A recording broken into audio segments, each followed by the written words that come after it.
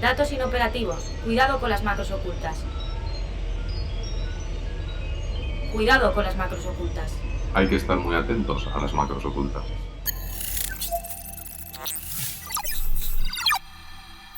Cuidado con las macros ocultas, un podcast de 480.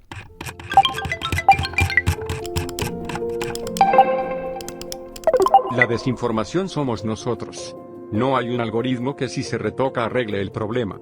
Es una frase que leímos hace unos meses en la newsletter del País de Tecnología, a raíz de un ensayo de Harper's que venía a decir que la base de las fake news estaba mucho antes de la llegada de las plataformas tecnológicas. Y es que se sustentan en el contexto y los problemas de un país. Y, efectivamente, nos decía, las redes se benefician de lo que se llama la industria de la desinformación. Hola, soy Bárbara Villuendas y seguramente ya te has dado cuenta de que acabas de escuchar una voz sintetizada, una voz creada por inteligencia artificial, una Deep Voice. La tecnología es capaz ya de clonar voces, de clonar nuestras voces con mucha perfección y eso supone un riesgo de seguridad. La cuestión es cuál es realmente el papel que juega la tecnología ante la desinformación y la creación de contenido fake. Estamos ya en 2022, el año en que la consultora Gartner predijo que la mitad de las noticias que consumiríamos serían falsas.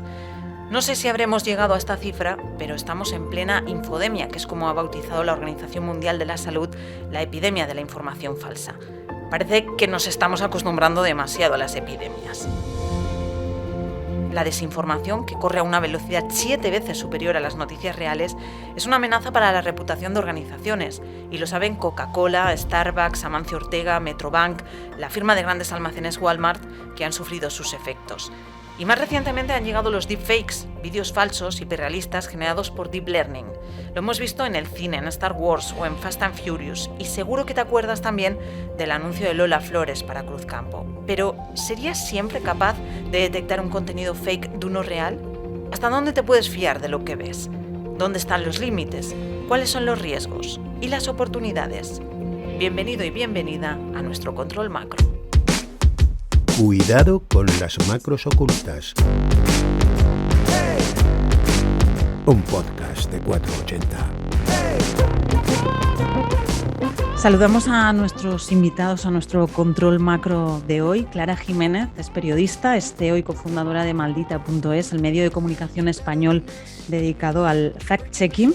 Forbes te ha seleccionado, Clara, como una de las 100 personas españolas más creativas en los negocios. ¡Wow!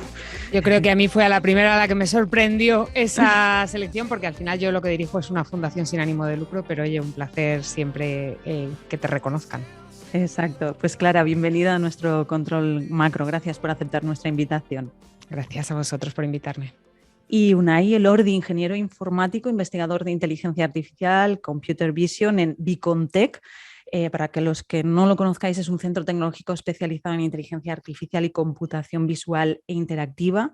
Entre los múltiples proyectos en los que trabajan, desarrollan vídeos y audios deepfake aplicando inteligencia artificial. Gracias también, Unai, por aceptar nuestra invitación. Bienvenido. Gracias a vosotros. Un podcast de tecnología para las empresas, hablando de bulos, de contenido fake, mezclando un perfil más social de las humanidades, más perfil periodístico, también con uno técnico. Antes de nada, Clara, quería que aclaráramos que no deberíamos utilizar este término que muchos nos llenamos la boca, que es fake news, para referirnos a lo que son bulos y desinformación, ya que una noticia falsa, de hecho, deja de ser noticia, el concepto de noticia, cuando es una información falsa. Sobre todo es que nunca ha pretendido serlo. Fíjate, yo combato mucho ese término de las fake news o las noticias falsas y lo hago desde lo que he ido aprendiendo de los expertos en esta materia, que lo que te dicen es que no es un buen término por varias razones. El primero, porque se ha vaciado de significado. Cuando Donald Trump hace referencia a la CNN como fake news, no se refiere a lo mismo que cuando nosotros hablamos de bulos o de desinformación. El segundo es que es un término que directamente nos enfoca hacia algo que tiene formato de noticia, y muchas veces cuando hablamos de desinformación y de bulos estamos hablando de algo infinitamente más amplio, hay vídeos, donde hay audios, donde hay memes, donde hay situaciones sacadas de contexto y por lo tanto lo cubrimos mejor con el término desinformación o bulos. Y el tercero sí que es un poco más de maldita.es, pero yo creo que también es importante. Yo creo que estamos ahora mismo luchando una batalla contra los bulos y contra la desinformación, y en las guerras no le quieres regalar las armas al enemigo, y las palabras también lo son. Yo no quiero referirme a algo como una noticia, ni siquiera para decir que es falsa, cuando nunca ha pretendido serlo, igual que no quiero llamar medio de comunicación a una página web que se disfraza para distribuir falsedades intentando hacer daño y que pasen como información. Hecha esta matización que queríamos hacer al introducir este tema de realmente no hablando de las fake news, sino de la desinformación, de bulos, mentiras, falacias, ¿hasta qué punto estaríais de acuerdo con esta afirmación con la que hemos empezado el podcast? La desinformación somos nosotros. ¿Quieres empezar, Unai? Lo que quieras, me da igual. Dale, dale. Bueno, a ver, yo creo que es un concepto, al final la terminología es la que se va moviendo poco a poco, se va adaptando. Yo realmente me dedico más, o sea, por ejemplo, cuando hablamos de deepfakes y cosas así, en realidad lo que estamos hablando es de datos sintéticos. Lo que pasa que poco a poco van cogiendo una forma diferente y la terminología va cambiando, pero realmente técnicamente viene a ser lo mismo, ¿no? O sea, están buscando, o sea, hay una diferencia en lo que es lo técnico y la intención. Entonces, somos nosotros, ahí ya no sé, es que es un tema igual un poco más ético, ¿no? Y no me atrevo a meter demasiada conceptualización en ese sentido, vamos. ¿Tú, Clara, cómo lo ves? Bueno, yo creo que la realidad es que el de la desinformación y el ecosistema de la desinformación es un problema poliédrico en el que hay diferentes actores que tienen diferentes responsabilidades. Tienen responsabilidad los gobiernos, tienen responsabilidad los políticos cuando le mienten a su electorado, tienen responsabilidad las plataformas que actúan como distribuidoras, tienen responsabilidad los algoritmos dentro de las plataformas que hacen que todo se viralice más rápido, y claro, también tenemos responsabilidad los usuarios que compartimos sin siquiera pararnos a pensar si lo que estamos compartiendo es real o no. ¿El problema en completo somos nosotros como individuos? Yo creo que no, creo que es un problema en el que hay responsabilidades compartidas, pero sí que creo que cuando cada uno de nosotros o cada uno de esos agentes del problema va cambiando determinadas cosas, puede ayudar a limpiar el ecosistema informativo. Nosotros hacemos mucha pedagogía maldita con esa idea de que si no tienes claro algo no lo compartas, y eso ya al final es un primer freno a que la desinformación se siga distribuyendo. Y entonces me gustaría hacer un pequeño inciso porque me encantan todas esas cosas, porque al final, o sea, ¿hasta qué punto llegas a ser engañado y crees que eso es verdad? O sea, ¿hasta dónde llega tu responsabilidad, ¿no? Porque yo como usuario, no como tecnólogo, quiero decir como usuario, pues a veces igual te sientes engañado y no te has dado cuenta de lo que ha pasado, ¿no? Totalmente. Yo estoy totalmente de acuerdo con esa idea, y de hecho creo que muchas veces se debate sobre si debería penarse el compartir desinformación, y yo estoy totalmente en contra por eso precisamente que dices tú, Unai, porque al final muchas veces nosotros actuamos como vectores, los usuarios, las personitas, quiero decir, actuamos como vectores de la desinformación sin saberlo, simplemente porque nos la han colado, ¿no? Por decirlo de alguna manera. Entonces al final es verdad que yo lo que quiero decir es que creo que cuanto más preparados estemos para poner en duda aquello que recibimos y para poder ser conscientes de que no debemos compartir si no estamos seguros de que sea real, más ayudaremos a solucionar ese problema. De esto hablaremos y de la responsabilidad que tenemos las personas, y también qué deben hacer instituciones o empresas para fomentar ese conocimiento que deben tener las personas para saber diferenciar lo que es una desinformación de lo que es una noticia en este caso. Pero claro, existe una industria de la desinformación, ¿no? Una industria que le interesa que se vayan generando estos bulos, este contenido fake, ya sea a través de contenido textual, como podríais estar más acostumbrados en Maldita, o también vosotros que estáis más especializados, Unai, en lo que es generar contenido audiovisual fake. ¿En esto hay una industria detrás interesada en eso? Bueno, al final, digamos, todo esto tiene sus cosas buenas y sus cosas malas, ¿no? Como industria de generación de imágenes, si nos dedicamos a hacer generación de imágenes sintéticas, ¿vale? Porque el deepfake a veces tiene una connotación de intencionalidad. Otra cosa es generar imágenes sintéticas, que luego si queréis hablaremos más ampliamente de eso. También decir que al lado mío, aquí mismo, tenemos otro departamento que se dedica al tema de lo que es el NLP, ¿no?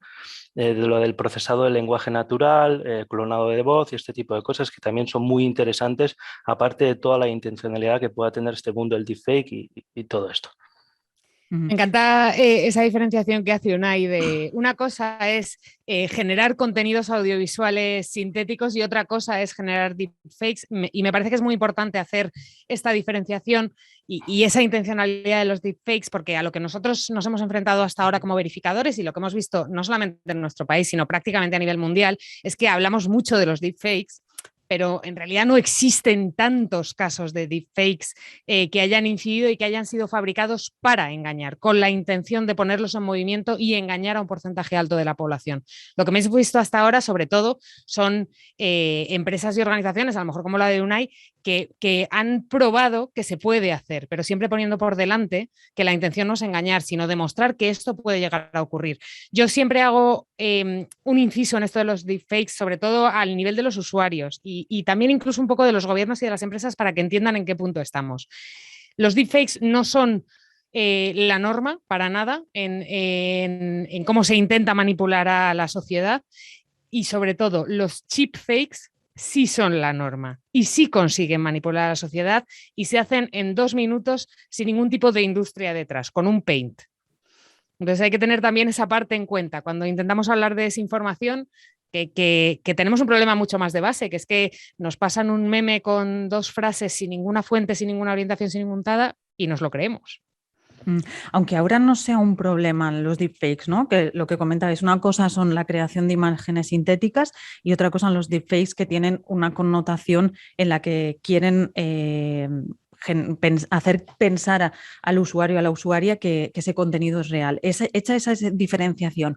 Por ejemplo, veía, y a todos nos viene a la cabeza, por ejemplo, como hemos dicho, el anuncio de Lola Flores de Cruzcampo, que fue una demostración de que realmente la tecnología es capaz de recrear una imagen de una persona que ya no está viva, ¿no? Y que puedes hacer pensar que realmente, porque la diferenciación era prácticamente al ojo humano, no había esa diferenciación. Por ejemplo, en una serie documental que veíamos hace poco, Internet y el nuevo periodismo, en Netflix, y en concreto en el capítulo El futuro de los contenidos falsos, el protagonista o el periodista que conduce este documental preguntaba: ¿en qué punto estamos en cuanto a la manipulación de audio y vídeo? Unai, ¿hasta dónde llega la tecnología para poder hacer esa manipulación de audio y vídeo? Bueno, yo creo que al final la tecnología siempre va a ir a más, ¿no? Hay muchos investigadores que desarrollan todo esto con diferentes intenciones, digamos, ¿no? Pero todo esto que estamos desarrollando es para generar imágenes sintéticas, ¿no? Pues, por ejemplo, para el anuncio de Lola Flores se usaron diferentes imágenes con diferente variabilidad para crear un personaje, ¿no? Me gustaría hacer un pequeño hincapié para verle la parte positiva de la generación de las imágenes sintéticas. Dentro del mundo de la inteligencia artificial necesitamos tener millones de imágenes, necesitamos tener el permiso de todas esas personas para poder ser utilizadas. Hay un montón de licencias, hay un montón de cosas. Entonces, si tuviéramos la capacidad de generar sintéticamente personas que no existen, estaríamos creando sistemas de inteligencia artificial sin que esas personas se expongan. Entonces, ¿hasta dónde llega? Pues puede llegar todo lo lejos que quiera la ciencia. Luego ya estamos mezclando lo que es la intencionalidad, ¿no? Cualquier persona puede hacer el deepfake de Lola Flores. De hecho, yo hice unas pruebas usando el mismo método y realmente funciona muy bien. Entonces, lo más importante yo creo que es, y parte de lo que hace Clara, yo creo que es intentar educar dentro de esa desinformación y saber qué es real o si es mentira. Y bueno, luego, si hay tiempo, lo que sea, os explicaré un poco de qué técnicas se pueden usar dentro de lo que es la parte técnica de la generación de imágenes automáticas para saber que eso puede llegar a ser un deepfake, por ejemplo.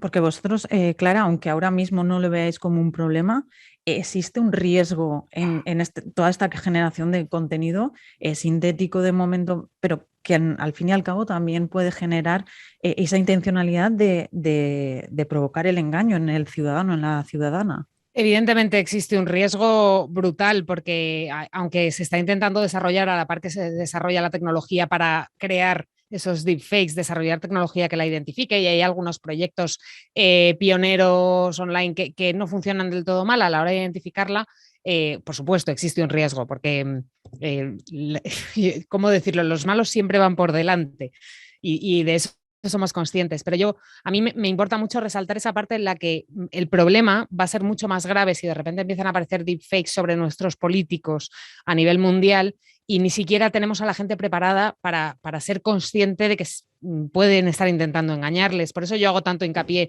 en esa idea de tenemos que decirle a la gente que si se está creyendo un meme que le llega al WhatsApp tiene que ponerlo en cuarentena, porque al final esa capacidad de frenar, tirar del freno de mano, contar hasta 10 y decir, bueno, a ver, antes de compartir esto voy a ver 5, 3, 4, 2 claves, me da igual, las que cada uno sea capaz de asignar dentro de su vida diaria para pensarlo, nos va a proteger en un futuro de los deepfakes.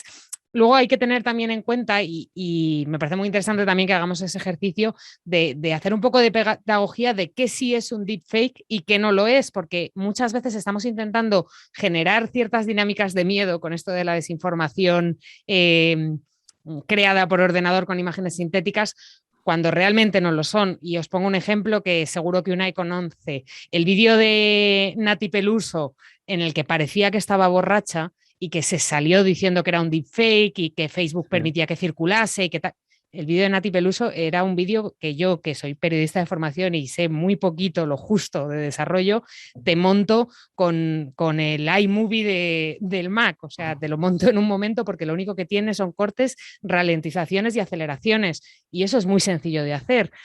Y sin embargo salimos a decirle a la gente, no, porque mira, han manipulado a la secretaria. Hay que frenar un poco y explicar también esas diferencias, yo creo.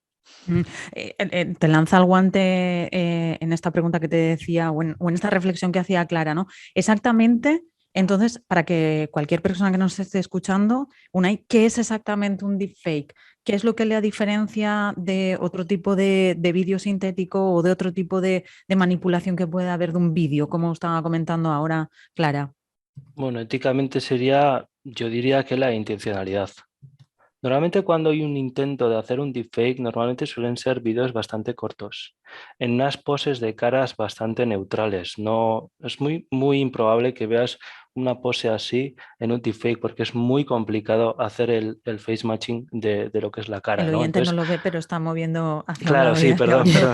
Pero quería decir, si ves que esa persona se pone de perfil o se pone en posturas complicadas, eso, mapear toda esa información dentro de la imagen es mucho más complicado para la red neuronal. Entonces, si el vídeo es muy cortito, si ves que hay sombras diferentes, si ves que tiene un toque artificial, pero claro, para eso tienes que estar en alerta. O sea, quiere decir, a ti te llega algo, te hace gracia y lo difundes, solo te ha hecho gracia, no te has parado a pensar, ¿no? Entonces, cuando ya te paras a pensar es cuando ya realmente dices, pues puede ser un deepfake, ¿no? Pues puedes sospecharlo.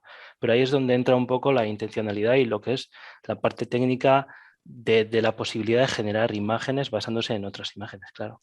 Y entonces, ¿dónde están los límites de la utilización de esta tecnología o dónde deberían estar los límites? Yo creo que esto también se debería de legislar, no sé, igual me estoy viniendo arriba, ¿sabes? Porque ni soy abogado ni soy nada, ¿no? Pero éticamente y como persona y como divulgador científico yo digo, se hacen muchas cosas mal, no nos damos ni cuenta de lo que pasa, no sabemos realmente cuál es el impacto que puede tener, ¿no? Porque todo esto también se puede usar como se usan los ataques de phishing o de otro tipo de engaños a personas para engañarlas, ¿no? Porque un vídeo siempre da una sensación de realismo mayor, entonces vamos a tener que ir preparándonos, yo creo que poco a poco y se irá difundiendo las cosas y bueno, yo creo que llegará incluso, igual también me estoy vendiendo arriba, hasta a normalizarse, ¿sabes?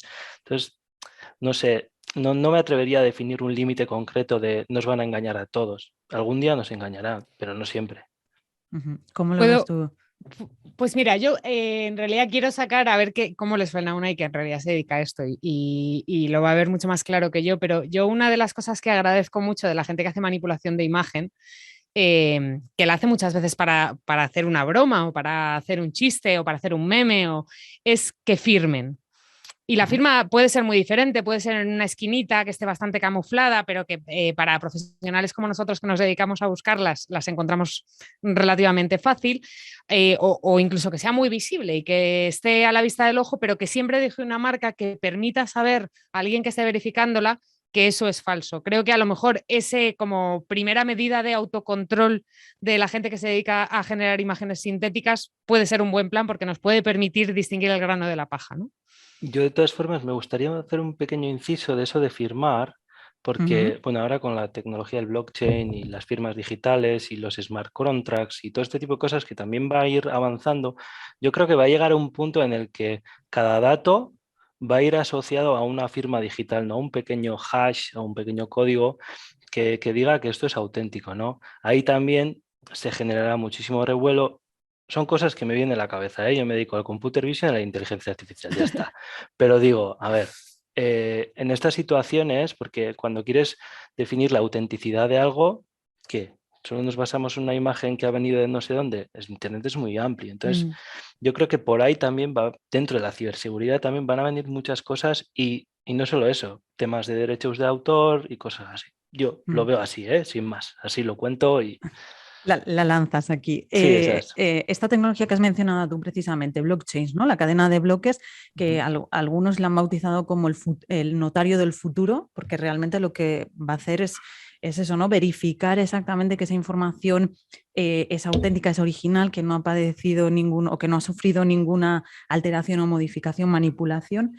¿Lo veis así como que realmente esta tecnología va a venir para verificar noticias, para verificar pues, vídeos o cualquier audio, la autenticidad? ¿O realmente se habla mucho de este tipo de tecnologías, pero a la práctica va a costar un poco? No sé si vosotros desde Maldita lo veis como una oportunidad de este tipo de tecnología para vosotros, como decía Unai, que puede ayudar un poco. O sea, yo creo que en algún momento efectivamente puede ayudar un poco, pero creo que nos ponemos a hablar de tecnología y nos olvidamos de la realidad del problema. Y la realidad del problema es el chat de WhatsApp de nuestra tía y la realidad del problema es la cola de la pescadería. O sea, que es que la desinformación no es solo tecnología. Es verdad que hemos visto la desinformación muy impulsada por, más que la tecnología, el cambio de consumo de información al que nos ha llevado Internet y el consumo móvil, y eso está influenciado por la tecnología, pero no solamente es eso, los seres humanos tenemos una serie de sesgos que nos hacen compartir más la desinformación, que nos hacen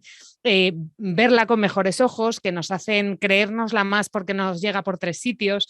Entonces, el verdadero cambio de eso somos las personitas al final y influir mucho más en la educación mediática y digital, e influir mucho más en los nuevos modelos de consumo de información y no pensar que la tecnología nos va a venir a salvar, porque creo que es poco realista. La tecnología es aquello que hacemos con ella, no la tecnología en sí misma. Pues aunque la tecnología no venga a salvarnos, sí que aporta un poquito en este granito de arena de combatir la desinformación, y queremos conocer cómo funcionan algunas herramientas tecnológicas que pueden ayudar a detectar y combatir los bulos y también, muy importante, los contenidos o mensajes de odio que no hemos mencionado. Nuestra compañera Asun Pérez pone la lupa en un sistema que ha desarrollado la Universidad Politécnica de Valencia.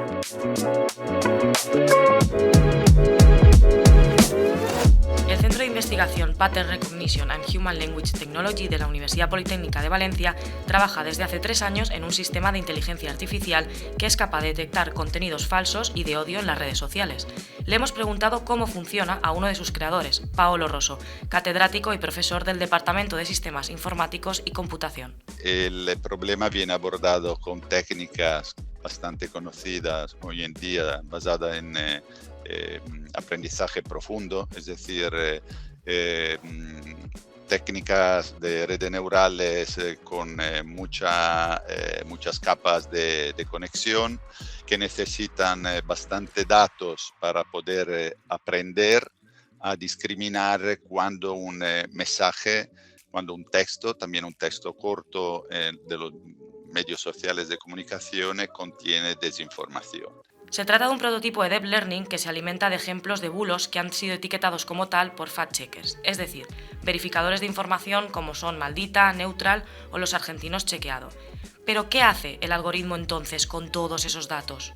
El sistema va a aprender a partir de estos mensajes cuáles son los patrones latentes a nivel de emociones que comparte, a nivel de información léxica, palabras que se utilizan, etc., para luego, al momento de tener que analizar un nuevo mensaje, poder inferir si se parece más al conjunto o algunos, a la mayoría de los mensajes que pues se ha demostrado que llevaban información falsa, o por lo contrario al otro conjunto. Paolo también nos explicó que hay patrones que se repiten y que han incorporado al sistema datos sobre las emociones que pueden llegar a generar este tipo de contenidos en las personas.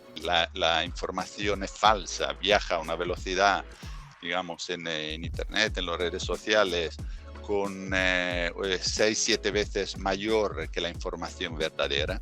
Entonces, de allí la magnitud, ¿no?, del problema. Y segundo, es que las informaciones falsas, los bulos, disparan emociones diferentes, emociones sobre todo de sorpresa, de miedo y de asco. El objetivo es identificar si un mensaje es más propenso a disparar esas emociones. El sistema lo que hace es señalar por colores y diferentes intensidades las palabras que hacen que ese texto se clasifique como falso o no. ¿Qué porcentaje de efectividad tiene? Esto dependerá de la extensión del texto, un 80% en los más largos y un 60% en textos más cortos, como por ejemplo un tuit. Pero con estos resultados, ¿la tecnología es suficiente para combatir la desinformación? Habría que hablar también o sobre todo de inteligencia humana. ¿Por qué lo digo esto? Porque es un problema que hay que abordarlo sobre todo desde una perspectiva de nosotros mismos. Paolo Rosso nos decía que depende de nosotros y de nosotras y de nuestra educación y conciencia. El experto en análisis automáticos de textos también nos remitía a un dato para conocer el alcance de este problema, y es que el 66% de las personas reconocen que al menos una vez a la semana reciben información falsa.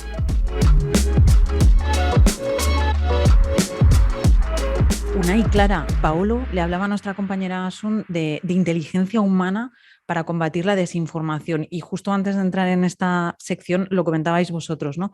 Los contenidos fake se tienen que combatir no solo con la tecnología no ha venido para salvarnos. Efectivamente, todo esto no va solo de tecnología, sino de educación, de inteligencia humana. Sí, es una herramienta. La tecnología es una herramienta, como puede ser un cuchillo. Puede ser para bien o para mal, pero al final no deja de ser una herramienta. Cómo la utilizas ya es otra cosa. ¿A vosotros os ayuda en Maldita.es la tecnología a combatir la desinformación?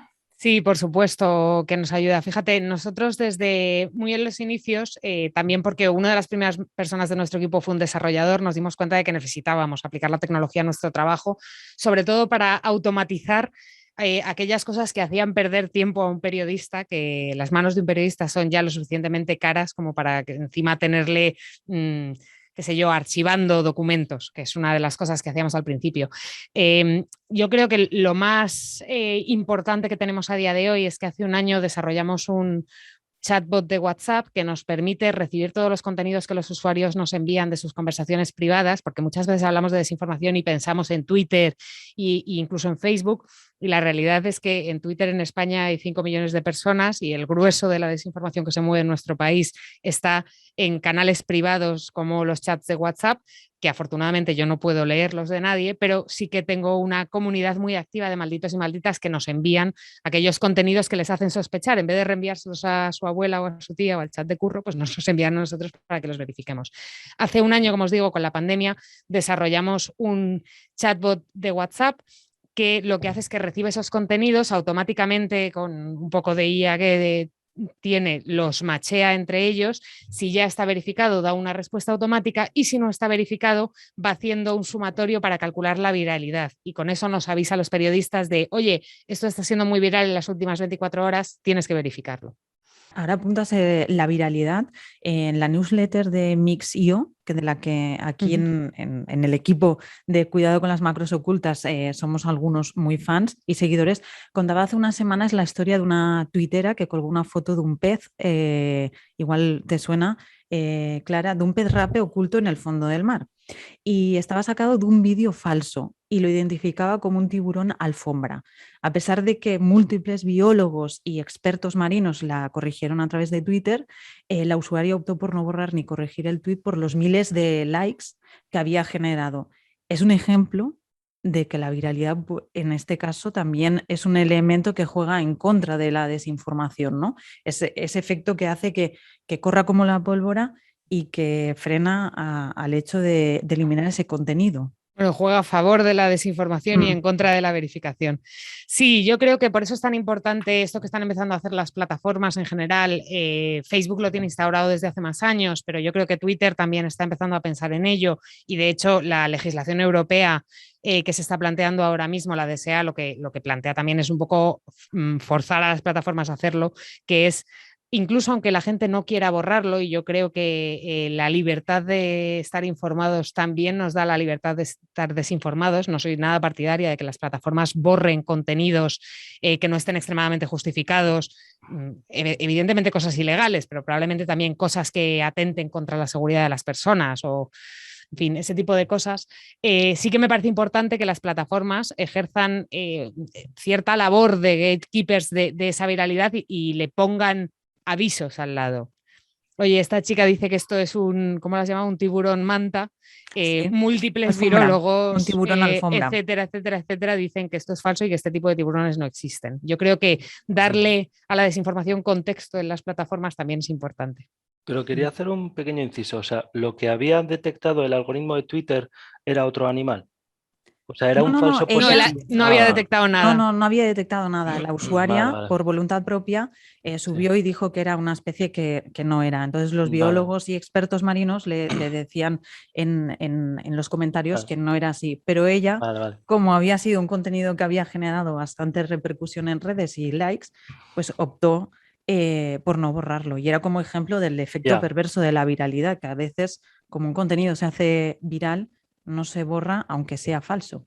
Pero también me gustaría hacer otro pequeño inciso. En ese caso, con el cálculo de la reproducibilidad de algo que se hace viral, puede saltar una pequeña alarma, pero también puede pasar, en vez de tener esa intencionalidad, que un sistema lo detecte de otra manera o que haya sido un falso positivo de algo. Y os pongo un pequeño ejemplo, ¿vale?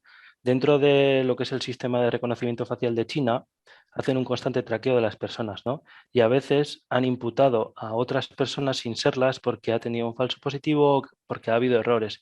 Entonces el error no solo puede ser viral porque haya una intencionalidad por detrás, sino porque haya sido un fallo del sistema, ¿no? Porque tanto los algoritmos de Twitter, los de Facebook, tienen detección de toda la información que estás haciendo para detectar racismo, para detectar otro tipo de cosas, imágenes sexuales, imágenes de contenido sexual, y han baneado otras cuentas. Entonces, ahí es como que se vuelve a intentar controlar esa balanza de lo que es ético, lo que no es ético. Entonces, o sea, la herramienta existe, pero también puede fallar, porque parece que la inteligencia artificial es como magia y realmente no es más que estadística aplicada. Compleja, pero es estadística aplicada. Entonces, puede fallar también.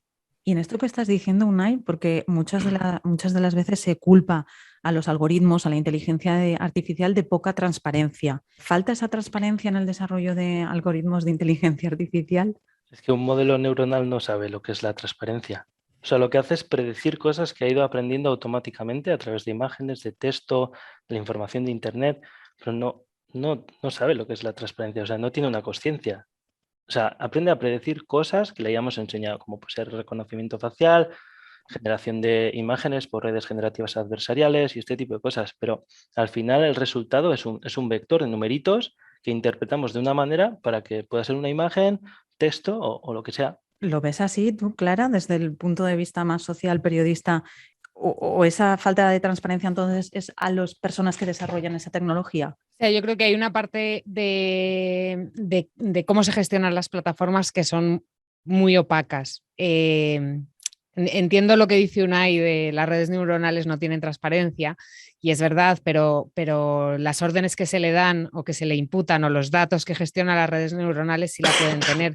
Incluso cosas más evidentes todavía, por decirlo de alguna manera, porque a lo mejor alguien te puede decir, bueno, pero es que con lo que se nutre esa inteligencia artificial en realidad a mí no me va a aportar datos de cómo se está gestionando, vale, pero sí nos puede aportar datos de cómo se está gestionando, cuáles son los resultados y las decisiones que toma esa inteligencia artificial, y esos datos tampoco son transparentes.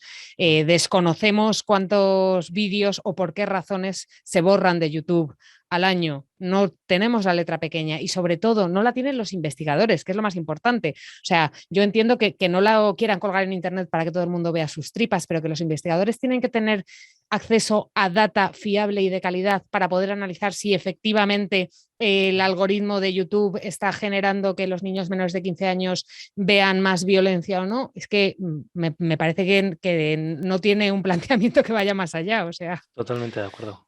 Con la desinformación, los deepfakes, por ejemplo, hablábamos hace unos episodios sobre ciberseguridad, aquí en Cuidado con las macros ocultas, y sobre las técnicas de los ciberdelincuentes para hackear un sistema, que cada vez son más profesionales, se ha perfeccionado, están más sofisticados. Y entonces, hay veces que las personas somos capaces o no de detectar si un correo electrónico, por ejemplo, es maligno o no. Con la desinformación, con los deepfakes pasa lo mismo, ¿no? Hay como dos niveles entre la diferencia entre la alta y la baja calidad. Y aquí existe el riesgo, sobre todo en esa alta calidad, en la sofisticación. ¿Existe también esa diferencia, tanto Unai, en el contenido de los deepfakes como también, Clara, en la desinformación? ¿Existen esos dos niveles entre la baja y alta calidad? Yo no lo llamaría calidad en ningún caso, la verdad. Quizás no ha sido la mejor manera de decir. definirlo. No, entiendo lo que quieres decir. Bueno, a ver, yo creo que existen, o sea, se generan contenidos que son más difíciles de desmontar y otros que no. Ya no voy ni a entrar en los deepfakes porque realmente creo que nos faltan ejemplos para poder ponerlos. Pero con la desinformación, nosotros lo que sí que hemos visto con los años es cómo los malos, entre comillas, han ido evolucionando y aprendiendo cómo hay que decir las cosas para que sea imposible de desmontarlas. Yo siempre pongo un ejemplo que es muy básico, que tampoco quiero dar muchas pistas, pero que me parece muy significativo. Hasta ahora muchas veces, por ejemplo, cuando nos querían colar un bulo relacionado con odio, decían cosas del tipo: el Ministerio del Interior de Marruecos alerta de que hay 200.000 subsaharianos intentando cruzar la frontera con Melilla. Y eso es muy fácil de desmontar. Tú llamas al Ministerio del Interior, le preguntas que si alerta o algo, el Ministerio del Interior de Marruecos te dice que no. ¿Cómo es más difícil de desmontar? Pues, por ejemplo, cuando lo que dicen los desinformadores es una fuente del Ministerio del Interior, porque desmontarle una fuente a alguien no se puede hacer, porque yo no tengo las fuentes de la gente y no puedo cuestionarlas con tanta facilidad. Ahí tengo que añadir contexto, ver qué dicen las fuentes oficiales, etcétera. Pero una fuente de alguien que la mantiene anónima no la puedes desmontar. Al final esas técnicas, pues efectivamente evolucionan. Y en el caso de los deepfakes, ¿también hay esa diferenciación de alta-baja calidad? Bueno, yo creo que comparto un poco lo que dice Clara, ¿no? Al final, los que quieren hacer mucho daño van a tener los recursos necesarios para darle realismo a una imagen. Pero siempre vamos a trabajar con un concepto que creo que Bitmini, que era uno de los hackers, creo que es uno de los hackers más importantes que hay hasta ahora, que es la ingeniería social, que es la de cómo puedes llegar a engañar a una persona, ¿no? Cuanto más realismo le pongas, pues es probable que caiga en la trampa, ¿no? Pero sí que existe. Si tú estás usando una aplicación del móvil para hacer un deepfake, por ejemplo, pues bueno, es bastante, como es un poco juguetón y tal, pues no tiene esa intencionalidad, es muy fácil detectarlo. Pero sí que existen cosas hiperrealistas que se pueden hacer. De todas formas, digo que detrás de todo esto hace falta mucho trabajo en legislación, en privacidad de datos y ese tipo de cosas, porque nosotros como investigadores lo que queremos es tener imágenes sintéticas para poder entrenar mejor los modelos y poder generar proyectos del estilo en el tipo de salud para detectar enfermedades y este tipo de cosas, pero que no implique la utilización de imágenes reales, ¿sí? Entonces, claro, la generación es súper importante, pero la intencionalidad es otra cosa. Entonces, también me gustaría ir escuchando, y no me quiero meter en ningún marrón, pero que se está avanzando en el tema de la legislación, en el traqueo de las cosas que se están haciendo en ese sentido. Porque hasta ahora parece que solo traquean las corporaciones que tienen sus intereses. La última para acabar, y lo que ya se está convirtiendo en una tradición aquí en Cuidado con las macros ocultas, os pido que me digáis cuál es vuestra macro oculta, vuestra advertencia tecnológica en general o hablando sobre contenido fake. Se ha hecho un silencio, estáis pensando en cuál es vuestra macro oculta. No sé, realista, todo lo que es fuera de deepfakes y todo. Ahora mismo yo veo el phishing, el smishing, todo tipo de técnicas de ingeniería social dentro de la ciberseguridad, que no hace falta ser muy bueno en esto para engañar a la gente. seguir educando a la gente porque es necesario, sobre todo con el contenido de texto, de voz, todas esas cosas, porque se propagan muy rápidamente, son, digamos, más fáciles de generar que una imagen realista. Y ahí sí que pondría un pequeño inciso de andaros un poco al loro porque, bueno. Sí, Vayamos con pies de plomo, ¿no? Sí, eso es. Nosotros a eso lo llamamos un ay maldito timo, y es verdad que es brutal lo que ha aumentado, sobre todo con la pandemia, ¿no? Que lo que te dice la policía además es que los delincuentes comunes se han pasado a la delincuencia online y por lo tanto han crecido muchísimo las denuncias y los casos de afectados. Yo voy a tirar por otro camino. A mí me preocupa seriamente cómo se legisle todo esto. Nosotros tenemos ahora una unidad de políticas públicas que lleva Carlos Hernández Echevarría, que se dedica exclusivamente a seguir y traquear cómo se está planteando la legislación en la Unión Europea y cómo la ven los partidos aquí en España para luego hacer la transposición de la DSA y de otras piezas de legislación relacionadas con desinformación. Y una de las cosas de las que nos hemos dado cuenta desde que hemos empezado a trabajar en este ámbito es que hay una parte importante de nuestros legisladores que no entienden bien el problema, que no lo entienden del todo y que a veces lo entienden más como ciberguerra que como solamente un problema o que como un problema social. Yo creo que las dos cosas no están reñidas, pero creo que hay que tener en cuenta que por mucho que le veamos la parte más bélica a esto, tenemos que ser conscientes de que la libertad de expresión está encima de la mesa y que también hay que preservarla y hay que tener cuidado. Entonces, para mí ese es el problema más macro, no muy tecnológico, pero igual por eso también me preocupa más. Pues Clara Jiménez y Unai Elordi, de verdad, tomamos nota de vuestras macros ocultas y muchísimas gracias por acercaros a nuestro control macro. Un abrazo y un placer. Vivimos en la época de mayor alfabetización de la historia de la humanidad y, sin embargo, en la que menos tiempo y concentración dedicamos a discernir lo verdadero de lo falso, lo conveniente de lo reprochable, la viralidad como ecosistema. Es una frase del escritor Jorge Carrión, extraída de su libro Lo viral, en el que reflexiona sobre la viralidad coincidiendo con la pandemia, con la crisis que generó un virus biológico en un momento en que la tecnología parece que ocupa toda nuestra vida. Con esta reflexión queremos despedir este episodio de Cuidado con las macros ocultas, un podcast mensual de 480 grabado en el Laboratorio de Ciencias de la Comunicación, en el LabCom de la Universitat Jaume I de Castelló. Y ya sabes que en nuestra página web, en cuidadoconlasmacrosocultas.com, encontrarás todos los episodios y las notas del podcast con todas las referencias y menciones que hemos ido haciendo durante el episodio. Si quieres ayudarnos a que este podcast crezca, pues ya sabes, compártelo, puntúalo con estrellas en Spotify o Apple Podcast. Todo esto nos ayuda a que el podcast llegue a más y más personas. Y si has llegado hasta aquí, te avanzo la próxima entrega. Hablaremos de tecnología con perspectiva de género. Y ya te digo que será con un cartel de lujo. Así que mientras, ya sabes, cuidado con las macros ocultas. Datos inoperativos. Cuidado con las macros ocultas. Cuidado con las macros ocultas. Hay que estar muy atentos a las macros ocultas.